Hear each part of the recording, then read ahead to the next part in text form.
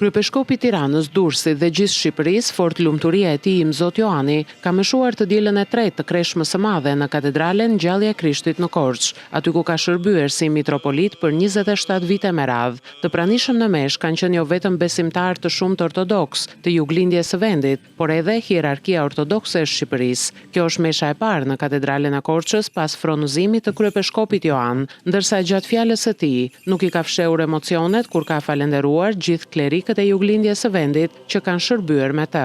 Sot ne jetojmë në një kohë ku është një errësirë shpirtërore. E ndoshta një nga më të këqijat e qytetërimit modern është mungesa e një jete shpirtërore.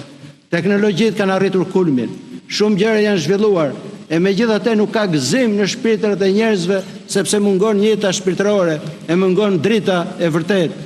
Duke mohuar pseudo veten, ne do zbulojmë të dritë. E do ndriçojmë veten tonë. E duke ndriçuar veten tonë, kemi shpresë ndriçojmë edhe shumë njerëz rrotullnesh.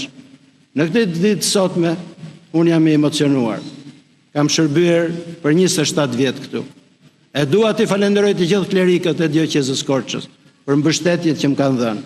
E të gjithë besimtarët, të cilët janë përpjekur për ta ndihmuar kishën. Ka qenë një meshim historik dhe një moment mirënjohje dhe falenderimi. Besimtarët qëndruan për rreth 4 orë në katedrale për të marrë pjesë në liturgjinë hyjnore, që nisi në orën 9:00 pas shërbesës së mëngjesit, që u zhvillua në orën 7:30. Ndërkohë Mitropolia e Korçës deri në zgjedhjen e mitropolitit të ri do të jetë në mbikëqyrjen e kryepeshkopit të Tiranës, Durrësit dhe gjithë Shqipërisë, fort lumturisë së tij i Mzot Joanit.